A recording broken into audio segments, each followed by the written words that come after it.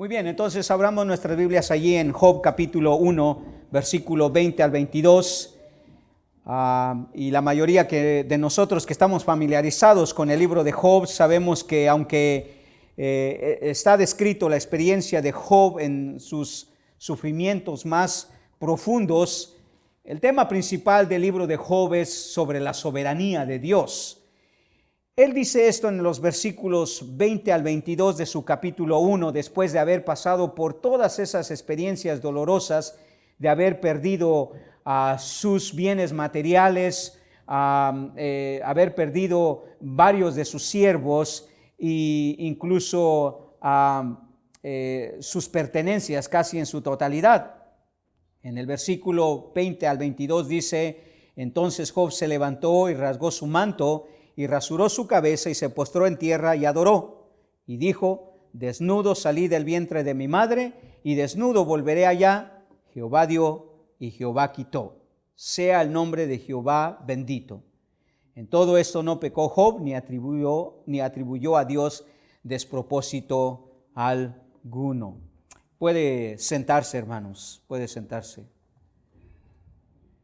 Job, hermanos, nos damos cuenta por otros pasajes que hemos leído acerca de la vida de él, que Job llegó a reconocer que Dios tenía el control soberano de todo lo que sucedió en su vida, hermanos, tanto en lo bueno como en lo malo. Recordamos que él también pronunció esas palabras al su esposa reaccionar de una manera negativa ante la pérdida de sus hijos y de su propia salud. Job le dijo: tenemos que aprender a recibir tanto lo bueno como lo malo de parte de Dios. Y aquí, específicamente en el versículo 21, aparentemente Job nuevamente nos hace ver, hermanos, que Job estaba convencido, quizá en primera instancia no lo entendía así, pero sabemos que Job escribió todo el libro de Job y por tanto sabemos que él llegó a esa conclusión. Es que él se dio cuenta, hermanos, que Dios estaba detrás de todo lo que le había sucedido y de todo lo que había tenido y ahora no tenía, porque él dice ahí: desnudo salí del vientre de mi madre y desnudo volveré allá. Jehová dio y Jehová quitó. Sabía, hermanos, que Dios había llevado a cabo su perfecta voluntad en su vida y que todo lo que había permitido Dios, hermanos, en la vida de Job era porque Dios tenía un soberano propósito. Había un propósito detrás de ello. Dice en la última parte del versículo 22 que Job no pecó ni atribuyó a Dios despropósito alguno. O sea, él sabía que había llegado a un nivel espiritual, hermano, en el cual le permitió aceptar la voluntad de Dios. Ahora, este tipo de madurez espiritual, hermanos, solo se logra cuando nosotros conocemos bien quién es Dios y la soberanía que Él ejerce sobre todo lo que sucede en nuestra vida. Cuando nosotros nos damos cuenta de el inmenso control y la soberanía absoluta que Dios tiene sobre nuestra vida, entonces podemos llegar a ese nivel de crecimiento espiritual del cual tuvo Job. Y es por ello que nos hemos embarcado en esta serie de sermones que titulamos Avanzar siempre hacia el verdadero conocimiento de Dios. Nuestro conocimiento de Dios es lo que nos va a llevar a tener ese crecimiento y esa madurez espiritual para aceptar y interpretar correctamente todo lo que Dios hace en nuestra vida, hermanos, tanto bueno como malo. Uno de esos aspectos del cual hemos estado ya hablando por varios meses, que nos va a llevar a ese conocimiento de Dios, es lo que debemos de saber sobre la soberanía de Dios. Es importante, hermano. En toda área de nuestra vida, si hay algo que nos ayuda a conocer más sobre Dios, es conocer sobre su soberanía. Específicamente en la manera que Dios ejerce esa soberanía en nuestras vidas por medio de los decretos de Dios sobre los asuntos continuos de nuestra vida.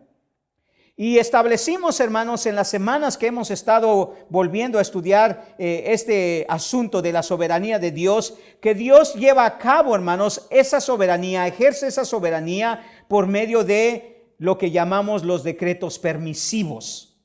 Los decretos volitivos, ya pasamos un buen tiempo en cuanto a eso, los decretos eficaces, pero ahora dijimos que tenemos que entender cómo es que Dios permite y cómo Dios ha decretado todos los eventos de nuestra vida, de tal manera que podamos entender cómo es posible que Dios permita aún los males. No solo los bienes, sino también los males. Entonces, tenemos que entender la manera como Dios ejerce esos decretos permisivos.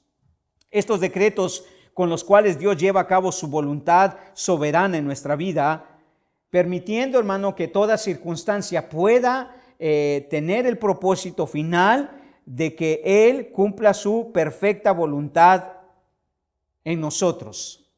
Vimos una manera en la cual podemos definir esos decretos permisivos. El teólogo Wayne Grudem decía que los decretos permisivos son decisiones que Dios permite que sucedan por acción de sus criaturas, con las cuales Él lleva a cabo su perfecta voluntad en su propósito eterno que tuvo para con ellos.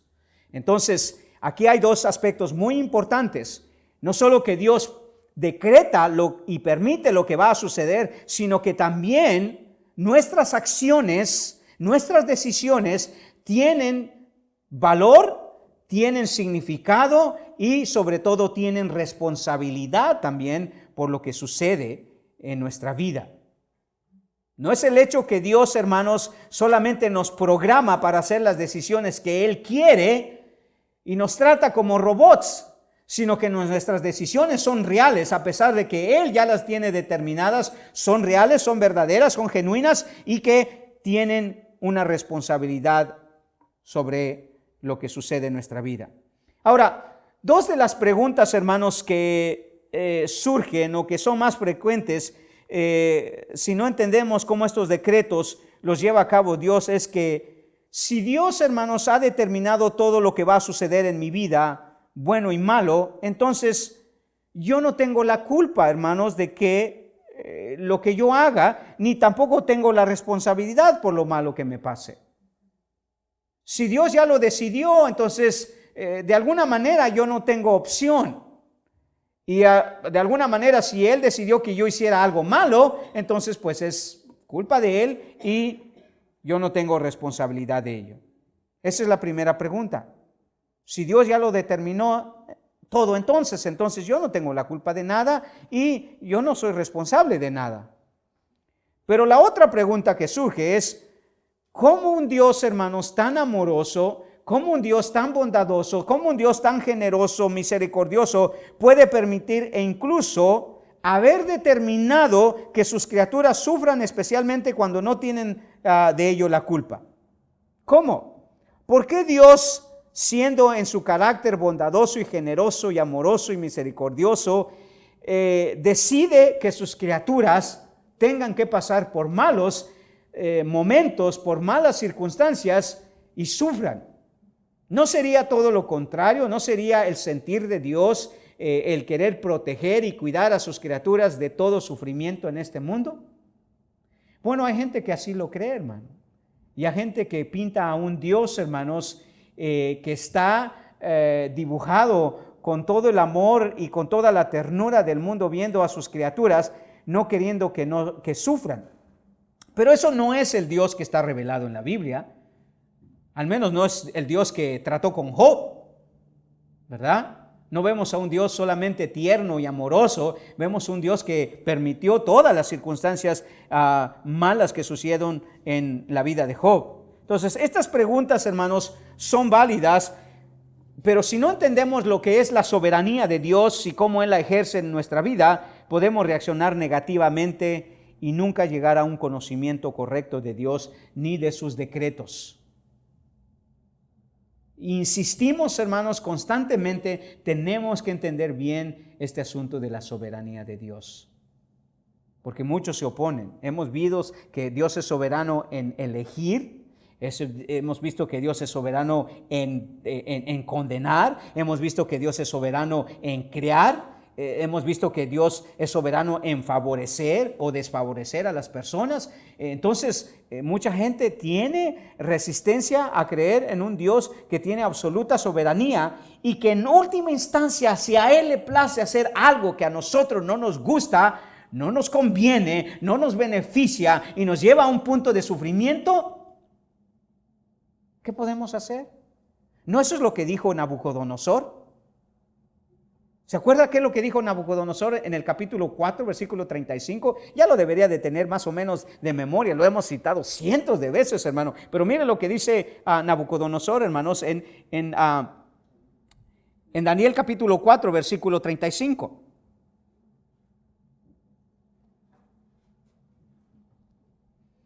Todos los habitantes de la tierra son considerados como nada, y Él hace según su voluntad en el ejército del cielo y en los habitantes de la tierra, y no hay quien detenga su mano y le diga, ¿qué haces? Y podemos agregar, ¿por qué lo haces? ¿Y para qué lo haces? ¿Quién puede, hermanos, altercar con Dios? Nadie. ¿Sabe por qué? Porque Él es soberano. Él es soberano. Y no hay nadie que le pueda decir, ¿qué haces? Si a mí no me gusta lo que sucede en mi vida, hermanos, y Dios lo ha determinado en cooperación con mis malas decisiones, mis erradas decisiones, mis tercas decisiones, no puedo después salir con Dios y decir, ay, ¿por qué, Señor, estoy sufriendo? ¿Por qué estoy llevando esto? ¿Por qué estoy pasando por esto? Ya sea que usted haya cooperado con esa decisión errada para estar en esa situación, o que Dios en última instancia haya decidido hacerlo por su propia voluntad y por su propia soberanía, ¿quién le puede decir por qué? ¿Quién? Entonces, Pablo es la única manera que podemos de descifrar cuando dice eso en Romanos 8:28. ¿Se acuerda que dice? Y sabemos que a los que aman a Dios todas las cosas le ayudan a bien. Esto es a los que conforme a su propósito son llamados. Si usted es un elegido de Dios, si usted es alguien a Dios quien llamó a la salvación, lo regeneró, lo justificó, hermanos, créame, Él ha determinado permitir ciertas circunstancias en su vida que no van a ser muy placenteras para usted. Y que es más, los van a llevar al sufrimiento. El teólogo Wayne Grudem en su teología sistemática dice esto sobre cómo estos decretos se pueden entender. Dice él, Dios interviene en todas las cosas de tal manera que Él coopera con las cosas creadas en toda acción y dirige las propiedades que las distinguen para hacerlas que actúen como actúan y las dirige para que cumplan los propósitos que les asignó. Entonces, eso nos lleva, hermanos, a entender una cosa.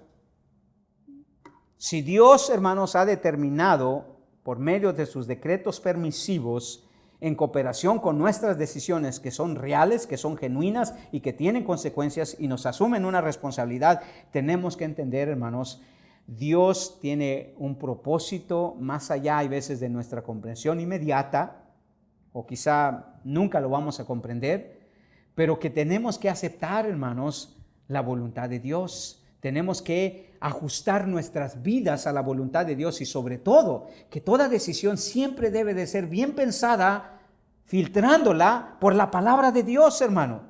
No quiere decir que porque Dios decidió que usted decidiera algo, no lo va a hacer responsable por aquello que decidió, porque Él no lo computarizó para que usted decidiera eso.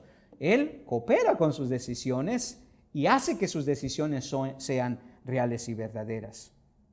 Entonces es preciso que entendamos cómo Dios lleva a cabo esos decretos en nuestra vida y qué responsabilidad tenemos en lo que decidimos nosotros propiamente. Ahora, establecimos una verdad fundamental en esto, hermano, y esto es que es verdad que Dios ha decretado todo asunto de nuestra vida, pero también que nuestras decisiones son reales y que nos hacen responsables de ello. ¿Ok? La semana pasada le di un buen ejemplo de ello, la vida de José, ¿se acuerda? Hablamos de la vida de José. José, hermanos, pasó por sufrimientos dramáticos, hermanos. Fue odiado, fue envidiado por sus hermanos, lo metieron a la cárcel, lo querían matar, lo vendieron como esclavo. Allí en Egipto, hermanos, fue a parar a la cárcel, fue acusado injustamente, hermanos, pasó unas grandes penas, todo porque Dios así lo había decidido. Ahora quiero darle otro ejemplo para que usted vea cómo esto tiene sentido en lo que revela la Escritura. Y acuérdese, le dije, quizá no le puede explicarlo, pero no es cuestión de que lo expliquemos, es cuestión de que lo entendamos. En el Antiguo Testamento hay otro buen ejemplo, hermanos, de cómo Dios, hermanos, soberanamente determina aún nuestras decisiones, pero también nos hace responsables por ellas. ¿Se acuerda del faraón? ¿Se acuerda del faraón? ¿Qué sucedió con el faraón? Dios causó en él un endurecimiento. Pero cuando registramos todo lo que se dice del faraón y de Dios sobre ese endurecimiento, nos damos cuenta que si bien es cierto, Dios endureció el corazón del faraón, también él endureció su corazón, su propio corazón. Solo como un ejemplo, en Éxodo capítulo 7, versículo 13, si usted va ahí conmigo, Éxodo 7:13, hablando del faraón, y usted sabe que era quien gobernaba cuando los israelitas estaban esclavos allí. Dice en el versículo 13, y el corazón de faraón se endureció y no lo escuchó como Jehová lo había dicho. O sea, no escuchó a Moisés. Él endureció su corazón, decidió no hacer caso de las advertencias que Moisés le trajo acerca de Dios. Versículo 14, entonces Jehová dijo a Moisés, el corazón de faraón está endurecido y no quiere dejar ir a mi pueblo. O sea, él ha decidido endurecer su corazón, le dijo a Jehová a Moisés. Él está terco, él ha decidido endurecer su corazón. Luego en el versículo 22 también dice eso mismo.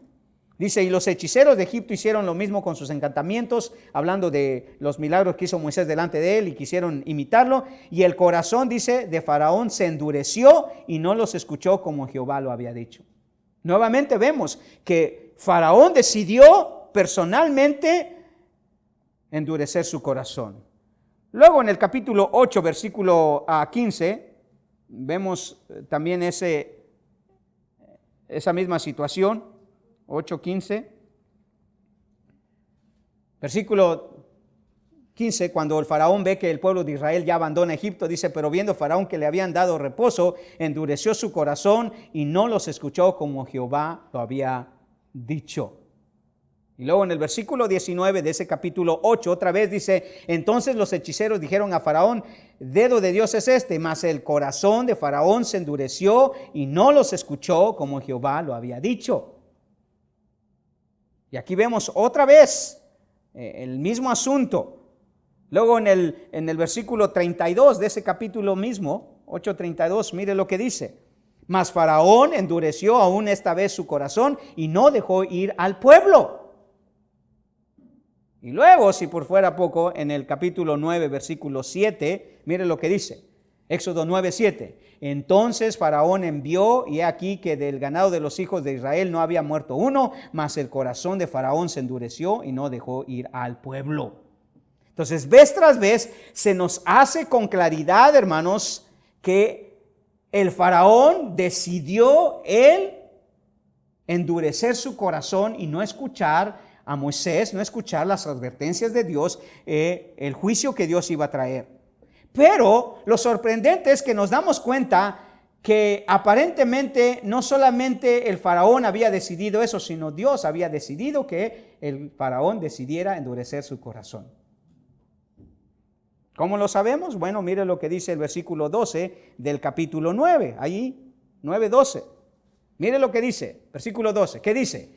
Pero Jehová, ¿qué dice? Endureció el corazón de Faraón y no los oyó como Jehová lo había dicho a Moisés. ¿Quién endureció el corazón del Faraón? Jehová.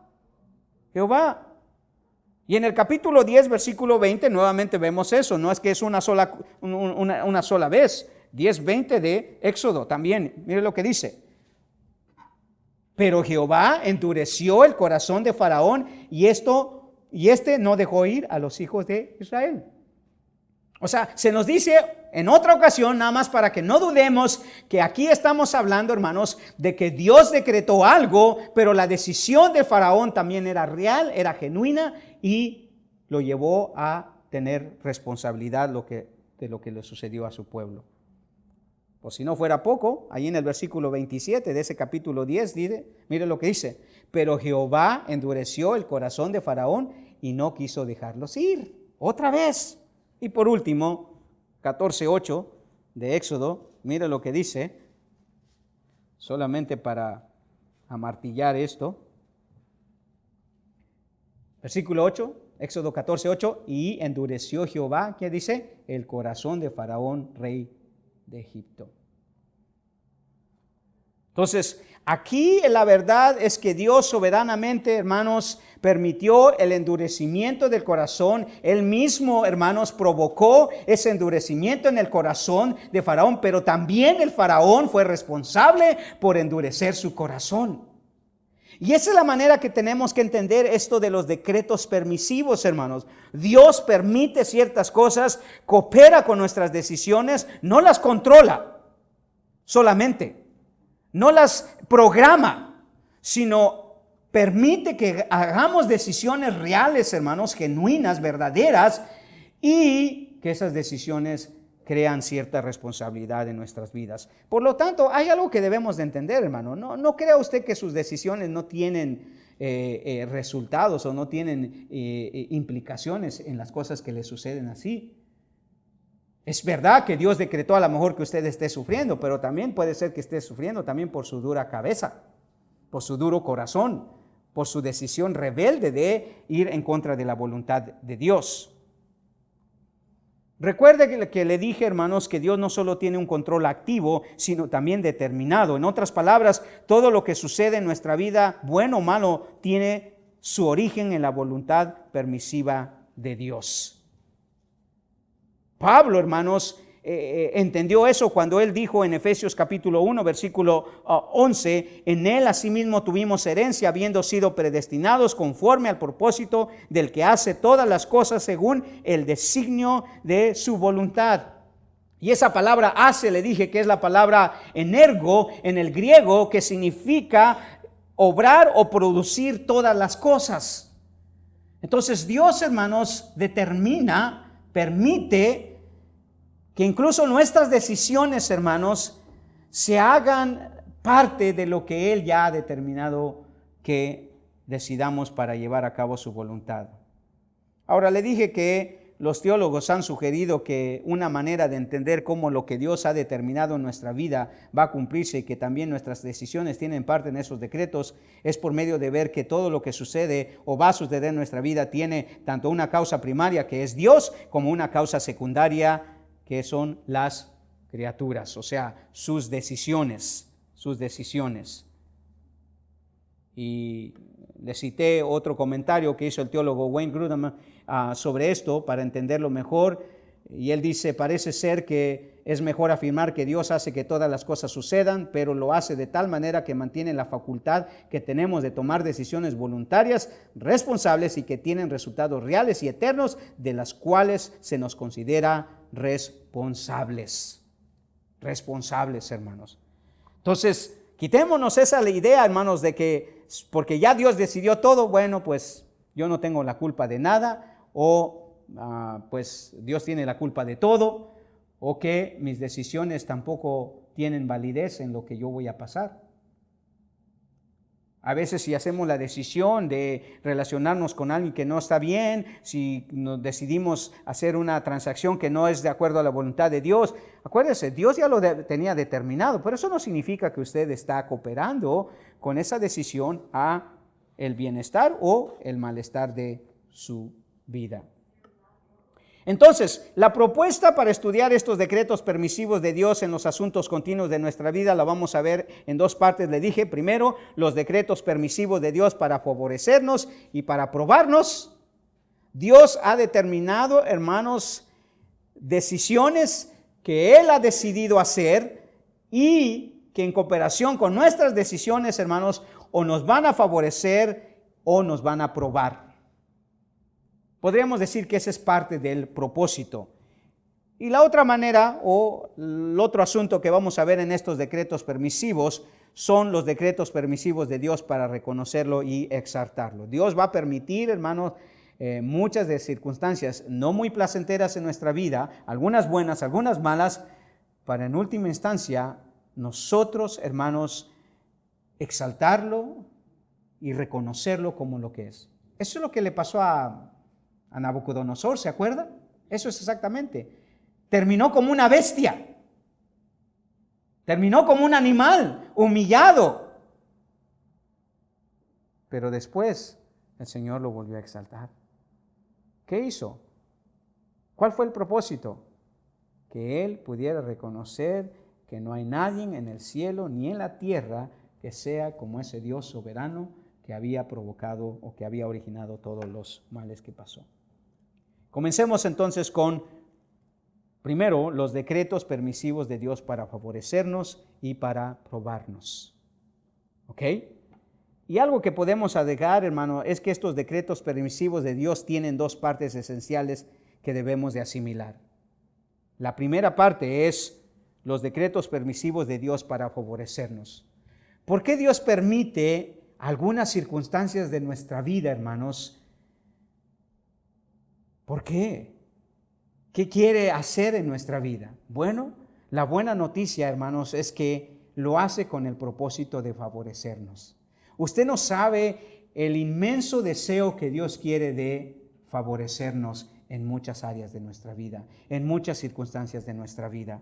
Dios desea, hermanos, que usted y yo aprendamos que su propósito primordial es llevarnos, hermanos, y favorecernos.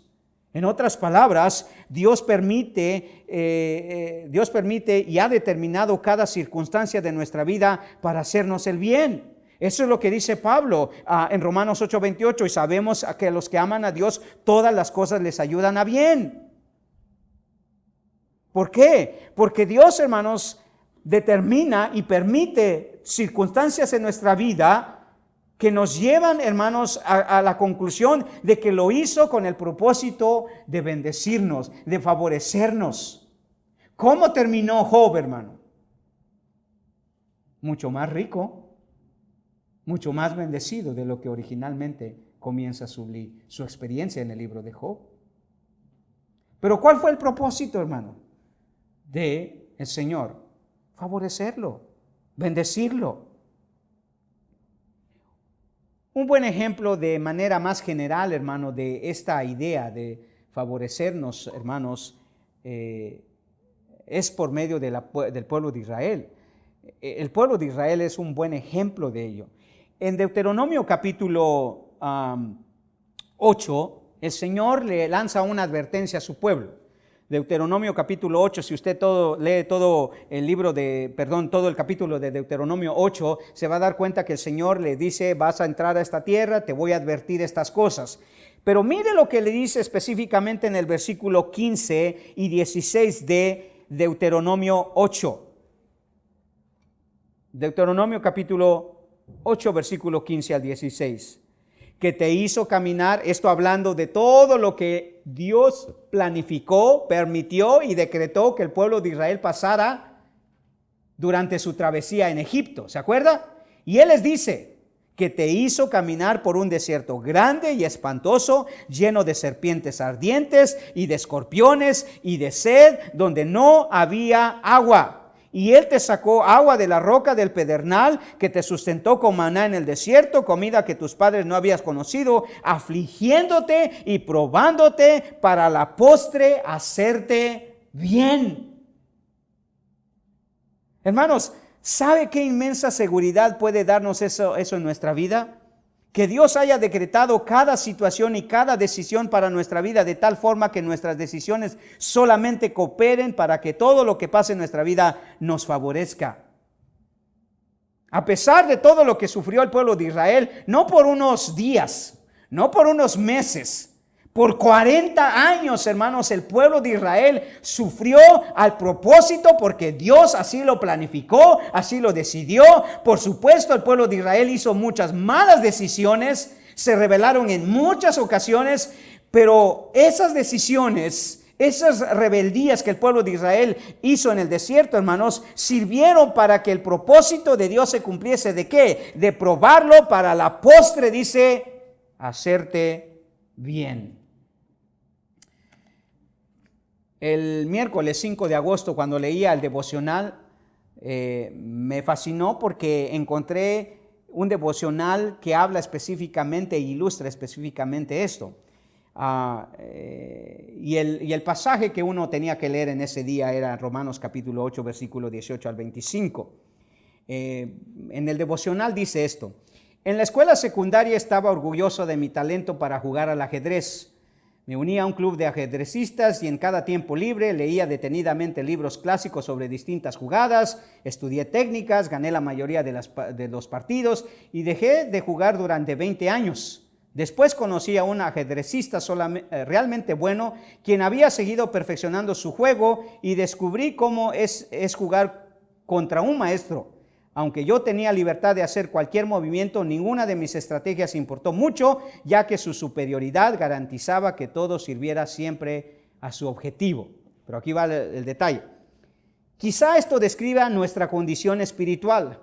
Dios nos da libertad para rebelarnos contra su diseño original, pero aunque lo hagamos, terminamos sirviendo a su meta final de restauración o de bienestar. Esto ha transformado mi manera de ver las cosas buenas y las malas. Las buenas, como la salud, los talentos y el dinero, pueden presentarse a Dios como una ofrenda para servir a sus propósitos, y las malas, como las discapacidades, la pobreza, la disfunción familiar y el fracaso, pueden convertirse en instrumentos que me acerquen más a Él. Hermano, cuando somos bendecidos, porque Dios lo determinó así, y nosotros cooperamos con esa decisión que hicimos, o cuando nos suceden cosas malas porque Dios las determinó así, hermanos, y nosotros también cooperamos porque esas decisiones se llevaran a cabo, el propósito final, hermanos, es que Dios nos favorece en última instancia. Dios quiere nuestro bien, y eso es lo que le dijo al pueblo de Israel. Yo los llevé por todo ese desierto, los hice sufrir, los hice agonizar, los hice pasar por problemas y dificultades increíbles, dice, pero en última instancia mi deseo era hacerles bien. Y vaya que les hizo bien. Vaya que los llevó a una tierra prometida donde fluía leche y miel. O sea, al último Dios los benefició, Dios los favoreció. El gran teólogo Charles Hodge, en su teología sistemática, dice esto sobre lo importante que es entender esta verdad plasmada en las Escrituras. Dice así: según la Escritura, el pecado es permitido para que la justicia de Dios pueda ser conocida en su castigo y su gracia en su perdón. Y el universo sin el conocimiento de estos atributos sería como la tierra sin la luz del sol. O sea, el saber, hermanos, que Dios tiene atributos de justicia y de misericordia, hermanos, solamente se pueden dar cuando nosotros experimentamos todo ese sufrimiento, ese mal que Él mismo determina, en el cual nosotros cooperamos con nuestras decisiones y que a la postre nos favorecen, a la postre nos hacen bien. Usted sabe, hermanos, que en las Escrituras, especialmente en el Nuevo Testamento, hermanos, no hay hombre más favorecido que el apóstol Pablo. No hay hombre más favorecido que el apóstol Pablo. El Señor le dio una sabiduría, una capacidad y una influencia increíble que hoy, después de 2000 años de su muerte, aún Pablo sigue siendo uno de los teólogos, uno de los héroes, uno de los personajes, uno de los ejemplos más grandes que el cristianismo haya tenido. Pero eso no sucedió sin antes Dios permitir que Pablo inclusive hiciera las cosas más atroces, hermano, de su vida. Y mire cómo él describe su experiencia antes, después y en el futuro con su ministerio. En el capítulo 1 de 1 Timoteo, observe lo que Pablo dice, 1 Timoteo 1, versículo 11 y 12. Y uno diría,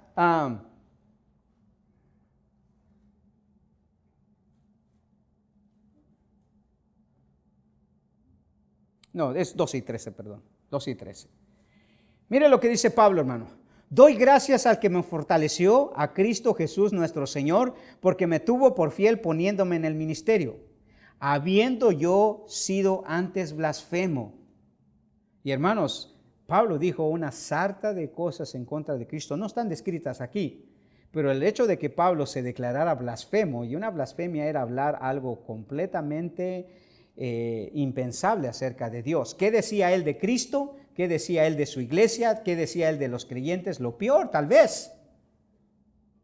Pero él dice, mire, pero habiendo yo sido antes blasfemo, perseguidor e injuriador, mas fui recibido a misericordia porque lo hice por ignorancia en incredulidad. Uno podría decir, bueno, ¿por qué Dios no salvó a Pablo antes de que fuera un injuriador, un perseguidor, antes que persiguiera matando a los cristianos y llevándolos a la cárcel y consintiendo la muerte de muchos de ellos, incluso de Esteban, se nos dice en el capítulo 8 de Hechos?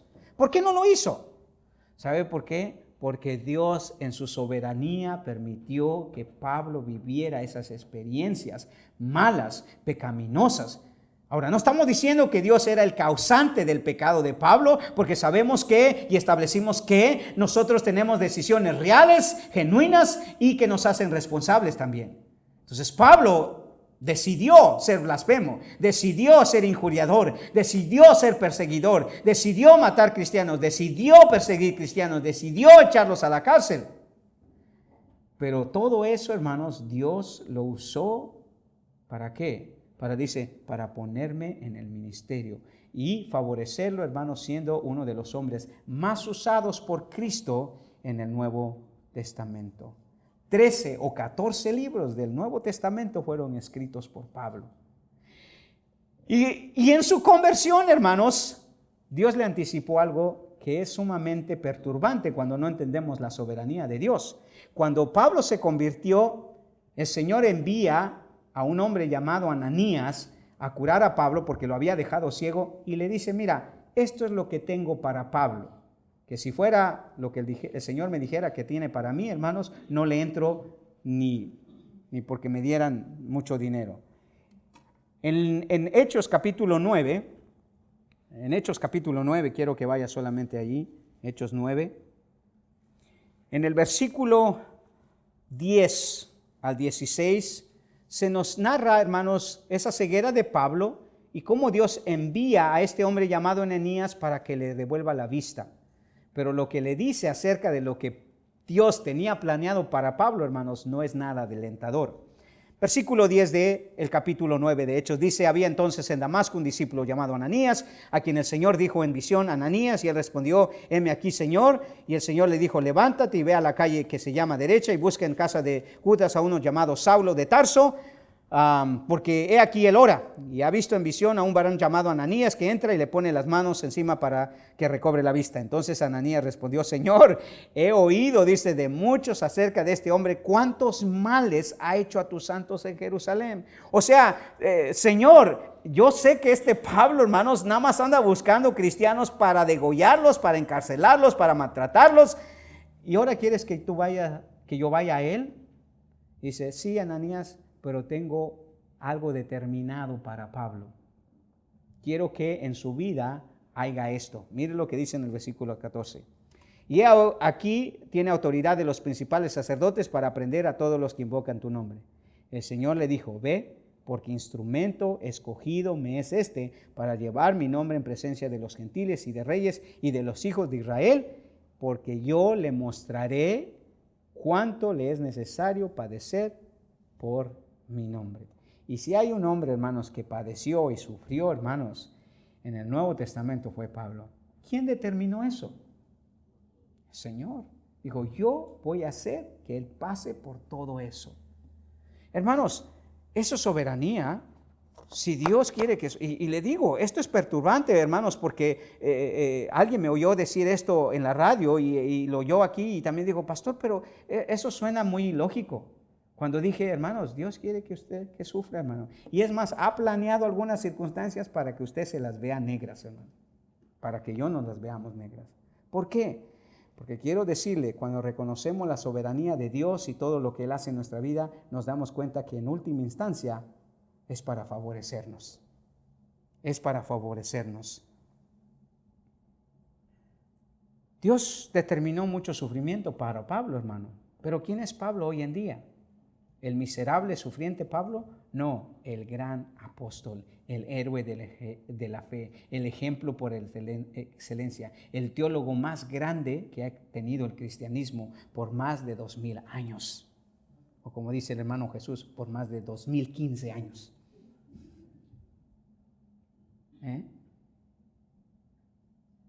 Póngase a pensar, si el Señor le dijera, mira, Manuelito, te voy a hacer el hombre más ilustre de este mundo.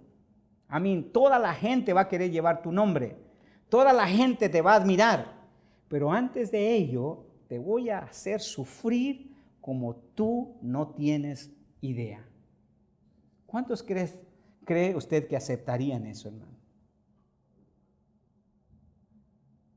¿Sabe qué? Por eso Dios no lo anticipa, nada más lo declara.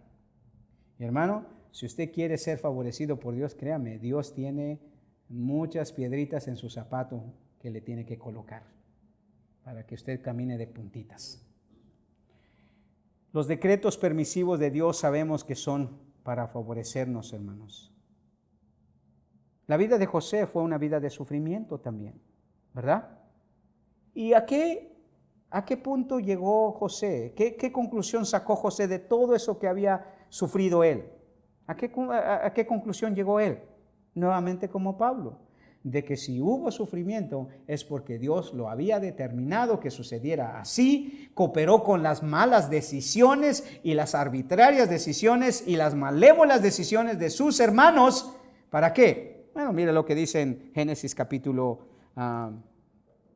50. ¿Se acuerda? Le cité ese versículo, pero ahora quiero que veamos algo que está allí. Versículo 20. Vosotros, le dice José a sus hermanos, pensasteis mal contra mí, mas Dios lo encaminó a bien para hacer lo que vemos hoy, para mantener en vida a mucho pueblo. ¿Eso es lo que sucedió con José? ¿Sí o no? Dios lo pasó por el sufrimiento más terrible que usted pudiera imaginarse, pero a la postre, ¿qué hizo? Lo exaltó al lugar más prominente de la tierra en ese entonces. Era el soberano casi del mundo entero en ese entonces. Con razón el Señor dice, ¿verdad? Antes que venga la exaltación, viene la humillación. Y antes que usted goce, hermanos, de las bendiciones, se me hace que Dios lo va a poner primero a sufrir un poquito. El sufrimiento no es malo, hermano. ¿Por qué usted quiere parar de sufrir? ¿Por qué? Usted quiere volverse de los de brasileños, de sufrir. No hay tal cosa para los cristianos, hermanos. Las decisiones permisivas de Dios, hermanos, cumplen con su propósito. Otra cosa que podemos decir de los decretos permisivos de Dios para favorecernos también es que Dios permite que toda circunstancia de nuestra vida tenga la meta final de bendecirnos grandemente. Y lo hemos visto por medio de estos pasajes, hermano. Tanto en la vida de José, como en la vida del pueblo de Israel, como en la vida de Pablo, hermanos. Vez tras vez, hermanos, vemos que Dios quiso que Pablo, José, el pueblo de Israel y nosotros también, hermanos, vamos a pasar por circunstancias bastante difíciles, hermanos, pero el propósito, hermanos, de Dios es, en última instancia, favorecernos. El teólogo Charles Hodge, otra vez en su teología sistemática, dice esto que me encantó porque da el clavo con lo que estamos diciendo de que Dios quiere favorecernos. Dice él, debemos aceptar que la soberanía de Dios es universal, se extiende a todas sus criaturas desde la más excelsa a la más ínfima. Dios no es menos soberano en la distribución de sus favores. Él hace lo que Él quiere con lo suyo. A unos les da riquezas, a otros honra y a otros salud. Mientras que otros son pobres, desconocidos o víctimas de enfermedades, algunos les envía la luz del Evangelio, a otros son dejados en tinieblas. Esta soberanía de Dios es la base de la paz y confianza de todo su pueblo. Ellos se regocijan en que el Señor Dios omnipotente reina, que ni la necesidad, ni el azar, ni la insensatez humana, ni la malicia de Satanás controla la secuencia de acontecimientos y todos sus resultados. ¿Quién fue el que provocó las desgracias en cierta manera, hermanos, de Job? Satanás. ¿Pero quién las permitió? Dios. Y uno diría, pues ¿qué no Dios estaba muy complacido con Job? ¿Qué no Dios estaba muy contento con Job? Por eso, hermano. Quería que Job llegara a un nivel más alto. Y por eso Job es reconocido por lo que es hoy. Alguien que entendió con toda certeza la soberanía de Dios. Ahora, entonces, los decretos permisivos de Dios son para favorecernos y también, por último, para probarnos. ¿Ok? Y hermanos, aquí viene un detalle importante. Dios, hermanos, ha determinado probar su lealtad de usted. Y por eso Él ha determinado que usted pase por ciertas circunstancias, hermano. No hay manera que usted pueda probar el oro, hermano, si no lo pasa por el fuego. No hay manera. No hay manera. Ahora, es importante que asimilemos este decreto, hermanos, de cómo Dios en sus decretos permisivos permite que nosotros seamos probados. Es obvio que en el principio de la creación Dios permitió la caída de Adán y Eva, hermanos. Es obvio. Pero ¿cuál fue el propósito? ¿De que sufrieran? No, hermanos, de probarlos. ¿Por qué? Acuérdense que hemos dicho que porque Dios, hermanos, hace válidas nuestras decisiones. No las programa. Él coopera con ellas. Nos da libertad. ¿Y qué le dio a Adán y a Eva, hermano? Libertad, libre albedrío. La oportunidad de demostrar su lealtad a Dios. O sea, el árbol que Dios le dijo que no tocaran no era una garantía, hermanos, de que Dios quería que el pecado entrara a este mundo. Era una garantía, hermanos, para ver si Adán y Eva le iban a ser leales o no. O sea, que se nos quite la idea, hermanos, de que Dios planeó y dijo, estos dos les voy a poner en un árbol y para que caigan y sufran y pequen y yo los castigue y la mujer ahora tenga dolores de parto y el hombre sufra. No fue así la cosa, hermano. Lo que Dios dijo es, mis criaturas van a tener la oportunidad de probar su lealtad a mí. Y no hay nada de malo en eso, hermano. Eso lo hacemos en el matrimonio, por ejemplo, ¿verdad? Es una prueba de nuestra lealtad a una persona por largo tiempo, ¿no? ¿Sí o no? Entonces no hay nada de malo con probar nuestra lealtad. Y por eso Dios va a permitir ciertos sufrimientos. Por eso Dios va a permitir ciertos males. Por eso Dios va a permitir ciertas desgracias. Por eso Dios va a permitir, hermanos, circunstancias no muy cómodas. ¿Por qué? Porque Dios quiere probarnos. Al menos esa es la intención que vemos en el hecho de que Dios le permitió a Satanás probar a Job. Mire lo que dice en Job, otra vez, porque es el ejemplo quizá más clásico que podemos tener. Pero en Job capítulo 1, versículo 6 en adelante, usted sabe que Satanás viene, ¿verdad? Es Job capítulo 1, perdón. Versículo 6 en adelante. Un día vinieron a presentarse delante de Jehová los hijos de Dios, entre los cuales vino Satanás. Satanás no es un hijo de Dios, ¿ok? No malinterprete ese versículo. Dice que vinieron a presentarse delante de Jehová los hijos de Dios. Entre ellos venía Satanás, no que era hijo de Dios. Pero bueno, y dijo Jehová a Satanás, ¿de dónde vienes? Respondió Satanás a Jehová, dijo de rodear la tierra y de andar. Hermanos, aquí anda Satanás. Que no se le olvide eso, hermano. Y Dios le va a permitir probarlo, tentarlo a usted. ¿Por qué? porque Él ha decretado probar su lealtad. Y mire lo que le dice a Satanás. Versículo 8. Y Jehová dijo a Satanás, ¿no has considerado a mi siervo Job, que no hay otro como él en la tierra, varón perfecto, recto, temeroso de Dios y apartado del mal? O sea, mira, ahí tienes un ejemplo de un cristiano del cual yo estoy orgullosamente satisfecho. Respondiendo Satanás a Job, dijo, ¿acaso teme Jehová Dios de balde? ¿No le has cercado alrededor de él, a él y a su casa y a todo lo que tiene? Al trabajo de sus manos has dado bendición, por tanto sus bienes has aumentado sobre la tierra, pero extiende ahora tu mano y toca todo lo que tiene y verás si no blasfema contra ti en tu misma presencia. Y mire lo que le dice el Señor a Satanás. Dijo Jehová a Satanás, he aquí todo lo que tiene está en tu mano, solamente no pongas tu mano sobre él. ¿Qué le estaba diciendo Satanás? Mira, ¿sabes qué? ¿Quieres que te pruebe la lealtad de Job? Ok, ve y quítale todo lo que tiene. Y te vas a dar cuenta que él me es leal. Y vemos por la historia de Job que así fue. ¿Para qué Dios probó, hermanos, a Job? ¿Para hacerlo sufrir? No primeramente por eso, hermano. Porque, hermanos, Dios ha determinado probar nuestra lealtad. Hermanos, si Dios no lo pone a prueba, no creo que usted sea un hombre fiel y leal a Dios. No creo. Los hombres fieles y leales a Dios normalmente han sido probados. Y probados en serio, hermano. Por eso hay tanto wishy-washy en la iglesia, hermano. Por eso hay tanto mediocre en la iglesia. Por eso hay tanta gente, hermanos, que no está parado firme. Porque Dios te prueba, hermano, y quiere ver si estás allí o no estás, si eres o no eres. Y a veces te va a poner en circunstancias, hermano, donde vas a estar ahogándote, sufriendo, lamentando.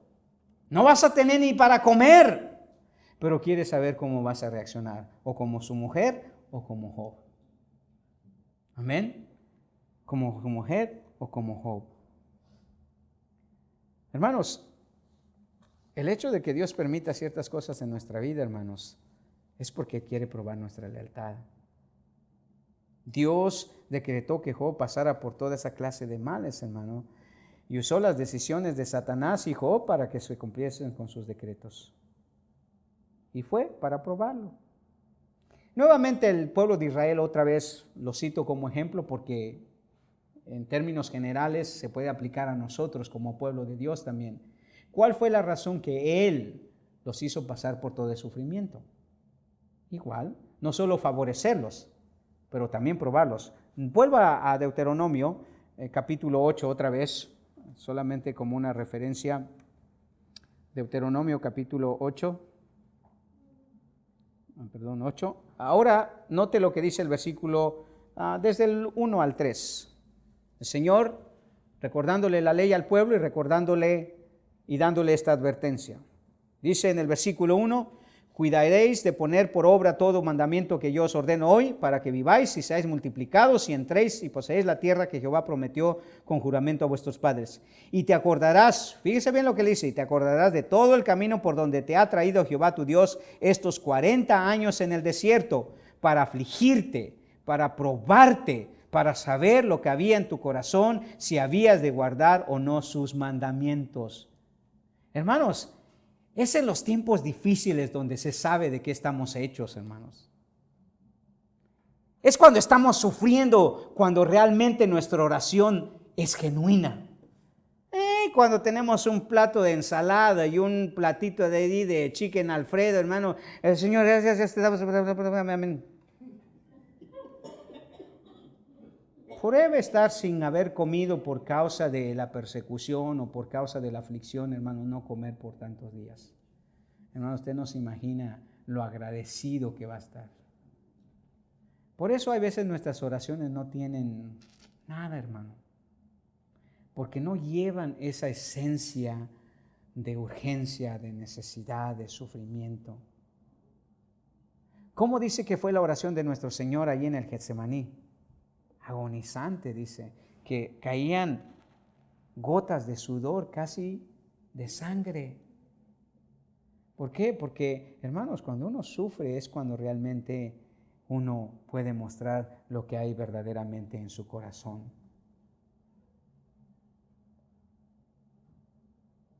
Mire lo que dice el versículo 3, otra vez. Y te afligió, y te hizo tener hambre, y te sustentó con maná, comida que no conocías tú ni tus padres la habían conocido, para hacerte saber que no solo de pan vivirá el hombre, mas de toda palabra que sale de la boca de Jehová vivirá el hombre. Si se te afligió, ¿cuál fue la razón? Quería ver qué hay en tu corazón, hermano. Y hermano, hay veces el Señor nos va a poner a prueba con un hijo, con una esposa, con un hermano, con un trabajo. Y esté listo, hermanos, porque Dios soberanamente nos los puede quitar. Job lo hizo. Job nos puede hablar, hermanos, tranquilamente, decir, ¿sabes qué? Yo perdí 7 de mis hijos en un mismo día y de manera catastrófica. Perdí todos mis bienes. Pero ¿sabes qué? En mi profundo dolor, en mi profunda angustia, fíjese bien, hermano, puedo decir, Jehová me los dio, Jehová me los quitó. Todo lo que yo tenía era de Él y era por Él. Y si Él lo quitó, ¿qué puedo hacer? ¿Puedo enojarme y frustrarme o puedo rendir mi vida? Como dice este hermano aquí, ¿verdad? Esto ha transformado mi manera de ver las cosas buenas y malas. Las buenas, como la salud, los talentos y el dinero, pueden presentarse a Dios como ofrendas para servir a sus propósitos, y las malas, como las discapacidades, la pobreza, la disfunción familiar y el fracaso, pueden convertirse en instrumentos que me acerquen a Él. Yo le he puesto, hermano, que una oración entre el hermano Carlos por el deseo de caminar y yo por el deseo de caminar no es la misma. ¿Sabe por qué? Porque él sí anhela caminar. Yo a veces no quiero caminar. ¿Ve la gran diferencia? Él anhela caminar. Yo a veces ni quiero caminar. Y si usted tiene 2 piecitos, hermano, y no camina, es porque no sabe qué es anhelar caminar. Y posiblemente, hermanos, el hermano Carlos está en esa situación. Es cierto, fueron sus decisiones, pero bien es cierto que Dios lo decretó así. Y posiblemente porque sus oraciones van a tener mucha más intensidad que las oraciones de muchos de nosotros. Solamente cuando usted pierda un hijo, hermano, cuando pierda todo lo que tiene, cuando pierda a un ser querido quizá, sus oraciones se vuelven verdaderamente genuinas. Lo demás es superficial hay veces. Solamente cuando usted no tiene nada que comer de verdad, por ser fiel a Dios, hermano, que es entonces que usted verdaderamente ora por los alimentos. Lo demás es teatro, hermano. Lo demás hay veces es teatro. ¿Sí o no? Entonces, Dios, hermanos, quiere probarnos y ha decretado probarnos permitiendo situaciones de nuestra vida. Quiero terminar con el mismo Job porque me encanta el libro de Job por la manera como Job es y declara las cosas. ¿Y cuál fue el propósito final que él descubrió, hermanos? Precisamente lo que le estoy diciendo. Job capítulo 23, versículo 10. Y note que Job está hablando ahí de su sufrimiento, ¿verdad? Mire lo que dice desde el versículo 1. Respondió Job y dijo, hoy también hablaré con amargura. Él está hablando en su sufrimiento inmenso que él tuvo, que él pasó. Hoy también hablaré con amargura porque es más grave mi llaga que mi gemido. Y usted sabe que la pasó serio en su enfermedad. ¿Quién me diera el saber dónde hallar a Dios? Yo me iría hasta allí, a su silla. O sea, yo me volcaría a Dios. O sea, el sufrimiento que estoy pasando es tan intenso que lo único que quiero es que alguien me guíe hacia Dios. Pero en el versículo 10, él descubre esto. Mas él dice, conoce mi camino. Me probará y saldré como oro. Saldré como oro. Me probará, dice. ¿Ve? Job dijo, todo lo que Dios hizo fue con el propósito de probarme. Todo lo que Dios hizo fue con el propósito de a la postre hacerme bien. Y la vida de Job no terminó de manera miserable, aunque sí hubo su tiempo de sufrimiento, dolor, angustia. ¿Por qué? Porque Dios quería probar que Job era leal. Ojalá que nosotros, hermanos, al entender estos decretos permisivos de Dios, cualquier situación que pasemos, podamos un día decir como Job: mas Él conoce mi camino, me probará y saldré como oro. Y entonces sí lo voy a querer a mi lado, porque usted va a estar más precioso que el oro. Amén. Ese que se prueba con fuego. Vamos a orar al Señor. Padre Celestial, muchas gracias nuevamente, Señor, por todos estos textos en tu Escritura, que no solo nos sirven, Señor, como información, sino también, Padre, como un recordatorio, mi Dios, de todo lo que tú eres y lo que has determinado hacer en nuestra vida. Sabemos, Padre, por lo que dice tu palabra y por lo que hiciste en la vida de grandes hombres que tú usaste, Señor, que no hubo tal exaltación para ellos sin antes haber habido humillación, dolor, tristeza, angustia. Y Señor, si así lo has determinado en nuestra vida, Señor, cuando suceda, que podamos recordar, mi Dios Padre, que tú das y tú quitas, Señor. Tú nos das alegría, pero también puedes darnos tristeza. Tú nos das, Señor, abundancia, pero también puedes traer escasez. Que nuestro corazón nunca, Señor, se endurezca como Faraón. Y no, Padre, reconozcamos, Señor, que tú tienes el poder y la soberanía para hacer cualquier cosa con nuestra vida, Señor. Que tú eres el alfarero, Señor, y nosotros somos el barro. Que no podemos, Señor, altercar contigo. Haz, Señor, todo lo que tú, Señor, has determinado hacer en nuestras vidas. Y ayúdanos que nuestras decisiones, Señor, no solo cooperen con lo que tú has determinado para bien, sino también que nos ayuden en aquello que va a ser mal para nosotros. Para que al final, Señor, nosotros podemos, al igual que Nabucodonosor o que Job, exaltar y glorificar el nombre de Jesucristo. Gracias, Señor, te damos, Padre, por la lección en esta tarde. Ayúdanos a abrazarla continuamente en nuestra vida por cualquier situación que pasemos, ya sea buena o sea mala. Que a ti sea la honra, la gloria, por siempre y para siempre. En el nombre de Cristo Jesús. Amén.